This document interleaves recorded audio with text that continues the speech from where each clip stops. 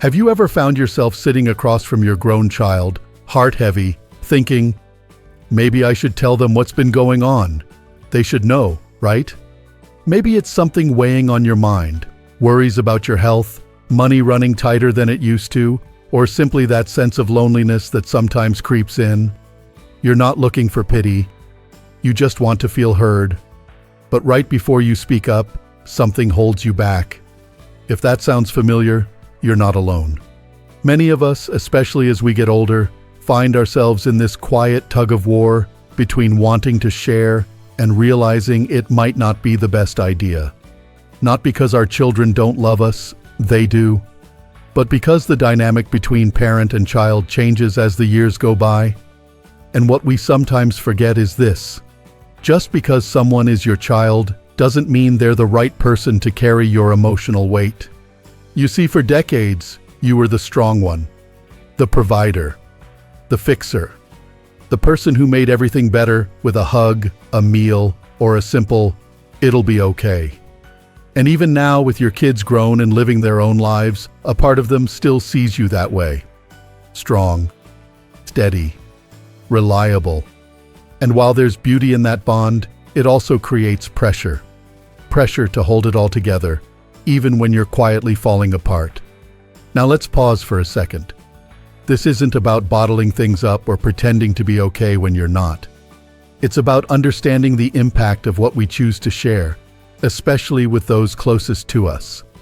Telling your child about your problems can shift the emotional balance in ways that aren't always healthy, for them or for you.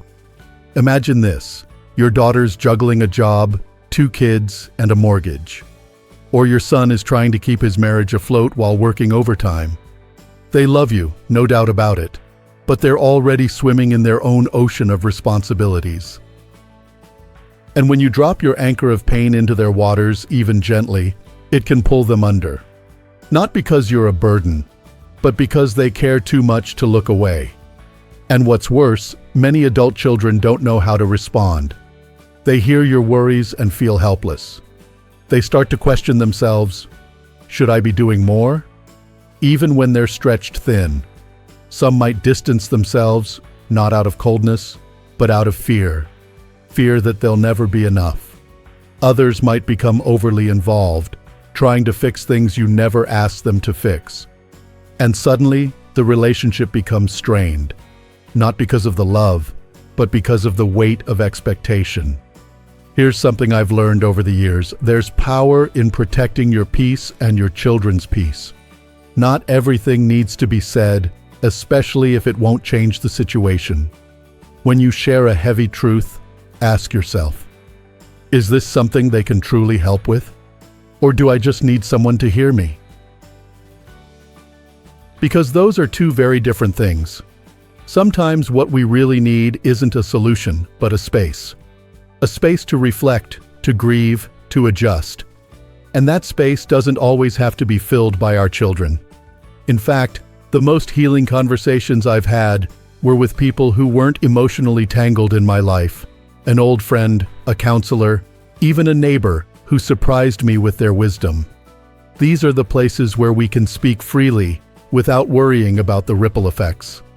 And I want to say this gently: your child is not your therapist. They are not equipped to carry every part of your emotional load, especially when that load comes wrapped in fear or sorrow. It's okay to tell them bits and pieces, enough to keep the bond real, to let them know you trust them, but pouring every burden into their hands might do more harm than good. You might be thinking, but I have no one else. And believe me, I understand that ache.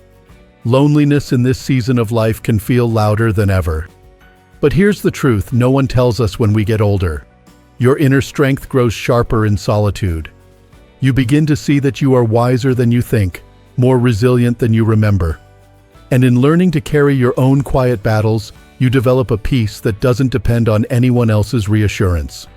Let's be honest, some of our children wouldn't even know what to do with our pain. Maybe they'd listen politely. Maybe they'd nod and say, "I'm sorry, Mom," or "That's tough, Dad."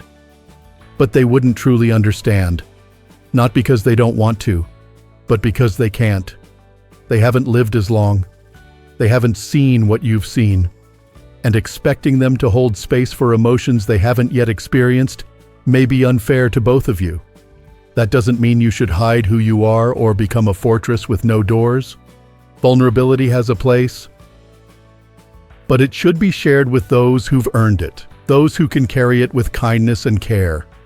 Not everyone, not even your child, is always in the right place to receive that kind of truth.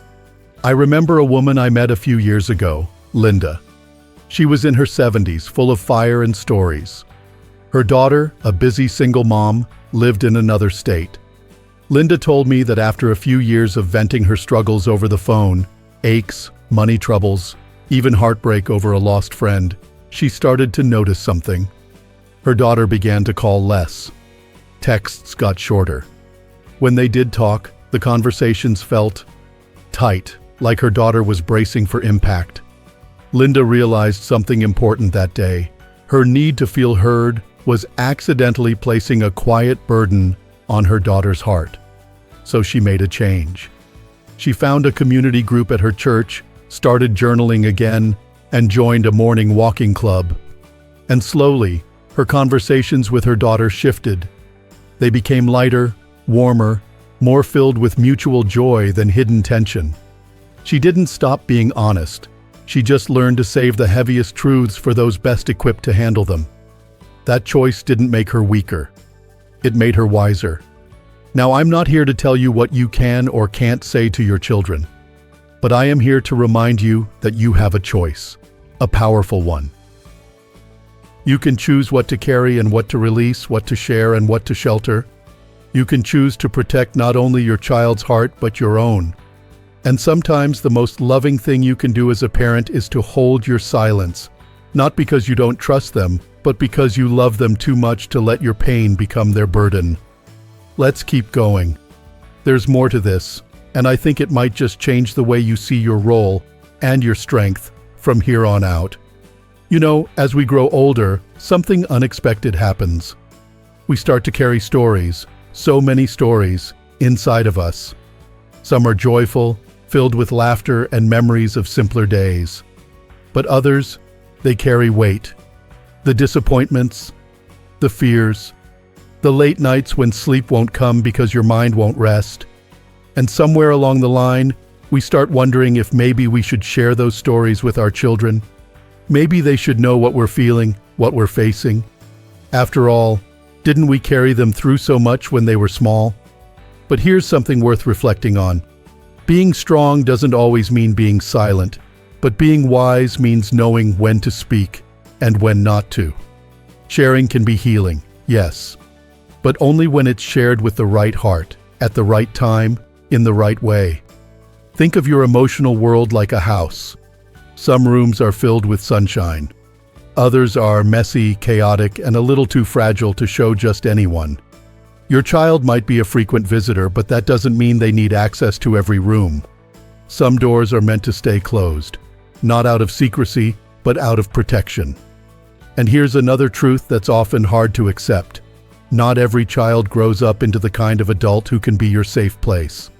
It doesn't mean they're bad people. It just means their path, their maturity, or their capacity might not be there yet. You might long for deep connection, but they may only have the emotional bandwidth for surface-level interactions, and pushing them deeper can lead to hurt feelings, misunderstandings, or even silence. I've seen this happen time and again. A parent opens up thinking it'll bring them closer, but the child responds with discomfort, or defensiveness, or worse, avoidance. And the parent is left feeling exposed and even more alone than before. That's why choosing wisely, who you share with, how much and when, isn't a betrayal of trust. It's a boundary. And boundaries are not walls to shut people out. They're doors we choose to open with care. I met a gentleman named Robert a while back.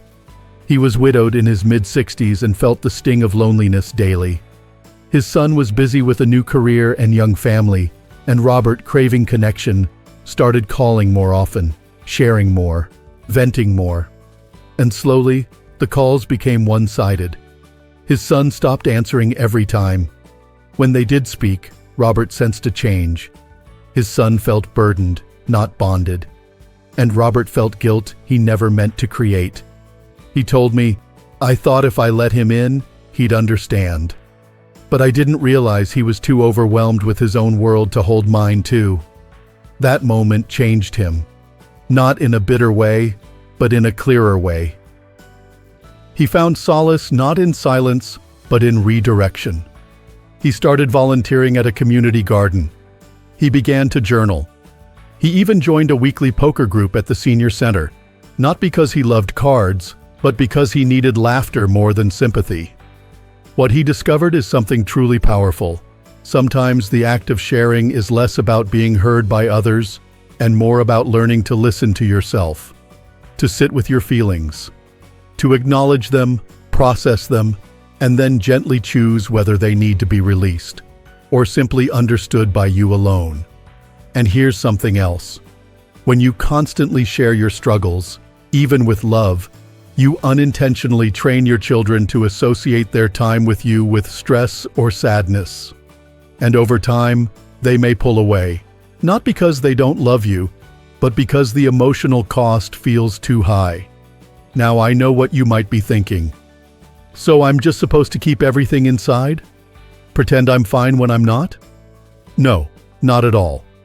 What I'm saying is to be discerning. Instead of sharing pain in the heat of emotion, try waiting. Ask yourself, am I looking for comfort? Or am I trying to pass the weight onto someone else just to feel lighter for a moment? The truth is, emotional strength isn't about never needing support. It's about knowing when to seek it in healthy places. Maybe that's a therapist. Maybe it's a support group. Maybe it's a close friend who has weathered the same storms you have. But it's not always your child, and that's okay. It's not your job to be invincible. But it's also not your child's job to be your emotional anchor. That role was never meant for them. In fact, one of the most loving things you can do is show them what resilience looks like. Not false smiles or forced optimism, but quiet steadiness. The ability to face hard days without placing that hardship in their hands. The grace to walk through grief, worry, or change with dignity. To model what it looks like to weather storms with wisdom, not worry. There's a certain power in becoming your own source of comfort. Not the kind of pride that shuts people out, but the kind of calm confidence that says, I can handle this. I've been through worse. And I know I'll find my way through again. That kind of strength doesn't come from age alone. It comes from reflection.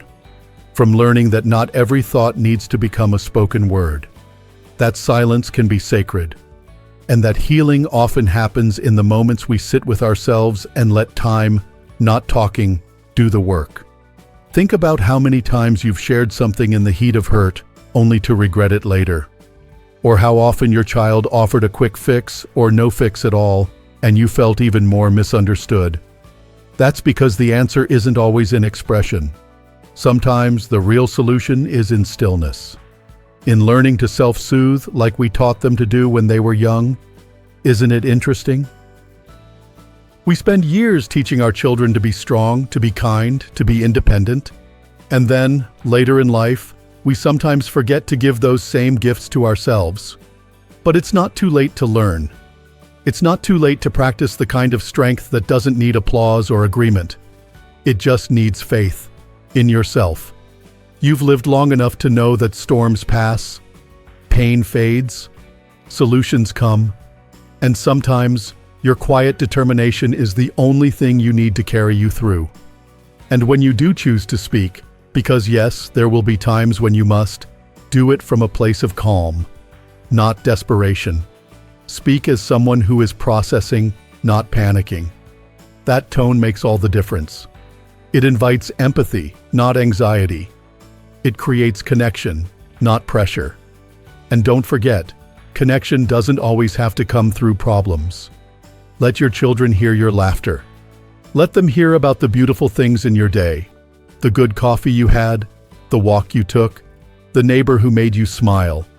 When your voice brings more joy than worry, they'll want to call more. Stay longer. Share deeper. It's not about hiding the truth. It's about choosing which truths to share and how to share them so that love can grow, not shrink under the weight of emotional exhaustion.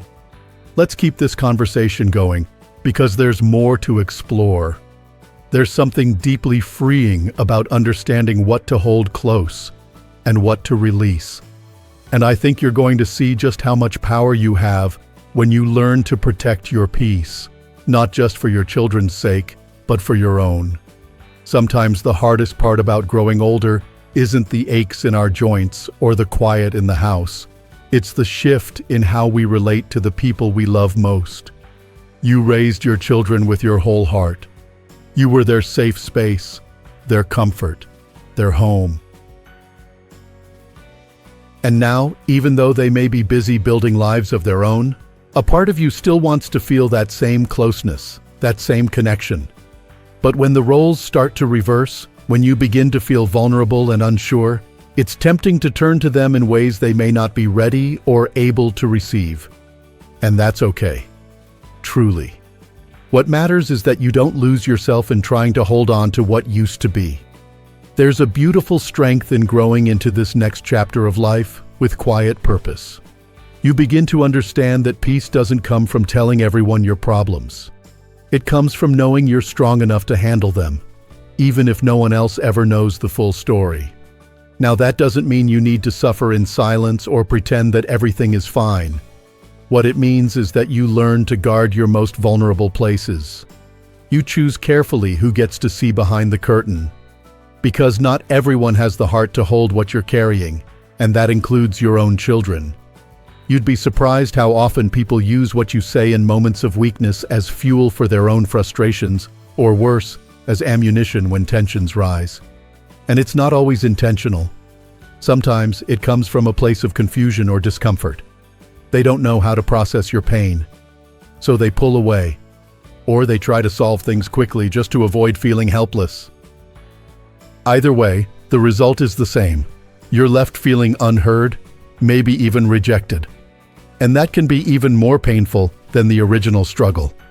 But when you learn to hold space for yourself without needing someone else to validate it, that's where healing truly begins. You start to realize that you don't need permission to feel what you feel. You don't need applause for your endurance. You just need to trust that, like you always have, you'll find your way through. I want you to think about this. Some of the most inspiring people you've ever met, people who've overcome immense hardship, how often did they speak about it while they were still deep in the middle of it? Not often. They were too busy walking through the fire. It's only once they were on the other side that they shared from a place of power, not pain. That's what makes their stories resonate. Not because they broadcasted every tear, but because when they spoke, their words were rooted in strength, not struggle. And you have that strength too. Whether you believe it or not, it's been inside you all along. It's the same strength that got you through those long nights when the baby wouldn't sleep. The same strength that kept you going when money was tight, or when you lost someone you loved, or when life didn't turn out quite how you planned. So don't think for a second that just because you're older now, you're weaker. If anything, this chapter of life is where your strength matures. It's quieter, yes, but it's deeper, more grounded, more resilient than ever. And here's something worth holding close. You don't have to share your struggle to prove that you're strong. You don't need to post about your problems. You don't need to talk about every challenge to process it. Sometimes, the most powerful growth happens in silence, in reflection, in solitude, in those moments when it's just you and your thoughts, working your way through one breath at a time. It's in those moments that solutions begin to rise, not from the noise around you, but from the stillness within you. I know it's tempting to reach out, to call someone, to vent, to ask, "What should I do?" And yes, there are times when seeking guidance is wise. But far too often, we give away our power by making other people the gatekeepers of our peace. We let their opinions define our next step. We let their emotions cloud our own. And in doing so, we forget that we already have the wisdom we need. You've lived a life. You've seen things, learned things, survived things that would have broken others. Don't forget that. Don't let the world convince you that just because your children are adults now, they know better. They know different, sure, but better. That's something you both are still learning in your own ways. When you stop seeking constant reassurance, something amazing happens. You reconnect with your intuition. That quiet voice inside you that knows what's right, even when it's hard. That voice has guided you through decades. It hasn't failed you yet. So why ignore it now? And when the time comes, and it will, when you've walked through the struggle and come out the other side, you'll know exactly what to say and who to say it to. Maybe then you'll tell your child about what you went through. Not because you need comfort, but because you want to share a lesson, a victory, a piece of wisdom they might one day need. In that moment, they'll hear your story differently. They won't feel the pressure to fix it. They'll just see you, strong, steady, seasoned, and they'll feel proud, inspired, grateful to have someone like you in their corner. And that's the beauty of holding back, of choosing silence during the storm. When you speak from peace, not pain, your words carry weight. Your story has power, not as a cry for help, but as a light for others to follow. So today, I want to remind you of something important. You are not alone. You are not forgotten. And your life still holds purpose, meaning, and joy. Yes, even now. Especially now. You have more to offer this world than you realize. And the more you protect your peace, the more that purpose begins to bloom. So don't be afraid to grow quietly. Don't be afraid to evolve in ways no one else sees, because in time, the strength you built in silence will speak louder than any words ever could. You're still writing your story. Make it one of quiet courage, deep wisdom, and unwavering grace. There's something incredibly freeing about knowing you don't have to explain yourself to the world, not anymore. You don't need to prove anything, not even to the people you love most. Not to your children, not to your friends, not even to yourself. You've already done the work. You've built a life from the ground up, weathered storms, made sacrifices, and kept going even when the road ahead looked uncertain. So now, in this season of your life, peace becomes your greatest pursuit. And the truth is, peace often grows best in silence. There's dignity in facing hardship without broadcasting it. Not because you're hiding, but because you've grown strong enough to carry what you need to carry, quietly and with grace. It doesn't mean you never cry. It doesn't mean you never need support. But it means you've learned to be selective, intentional about where you place your heart. Not everyone deserves access to your vulnerability, and you no longer owe anyone a front row seat to your battles. And yes, that includes your children. There will be moments when you miss them deeply, when you wish you could sit them down and pour your heart out like you used to. And maybe sometimes you will. But other times you'll stop yourself. Not because you're afraid, but because you've realized that your peace matters more than their reaction. Let them see the strength in your eyes. Let them feel the calm in your presence. Let them come to you, not because they worry about you, but because they admire you, because they feel safe, not burdened, in your presence. You see, when you hold your pain gently instead of placing it in someone else's lap, you teach them something powerful. You show them what it means to live with resilience, to walk with humility, to endure quietly and rise gracefully. That, in itself, is a gift. It's a different kind of legacy, one built not just on stories, but on example. And trust me, they'll remember it. They'll remember how you carried yourself when things were hard, how you stayed kind even when you felt overwhelmed, how you didn't let bitterness seep into your relationships even when you had every reason to feel disappointed. That's the kind of strength they'll hold on to. That's the kind of parent they'll speak about with pride. Because being a parent doesn't stop when your child becomes an adult. It just changes form. Now, instead of fixing their scraped knees or packing lunches, your role becomes something softer, but no less important. You're their example, their anchor, their quiet inspiration. And you don't need to be loud to lead. You don't need to be broken to be seen. Your journey, every inch of it, has brought you to this moment.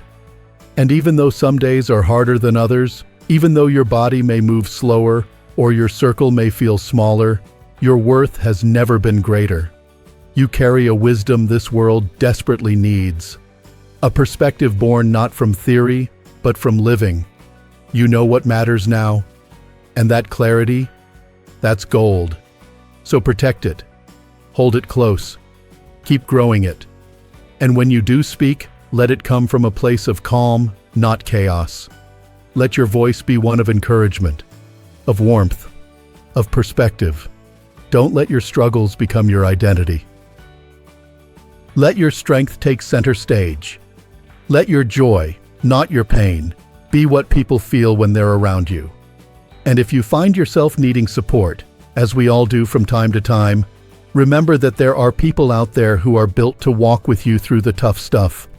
People who've lived your season, who understand without needing explanation, who can sit beside you and say, "I get it," without turning it into advice or judgment. Those are your people. Seek them, cherish them, and when you find them, share your truth without fear. But with your children, be thoughtful, be gentle, be wise. You've already given them the gift of your love, your effort, your time. Now give them the gift of seeing you whole, at peace, empowered, and full of quiet confidence. That's something they'll carry long after you're gone.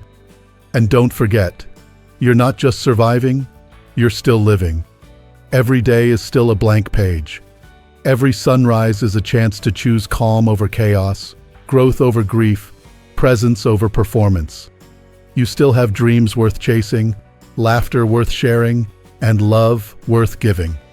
So don't be afraid to protect your heart, to say no to noise, to walk a little slower, but with more intention, to speak a little less, but with deeper meaning.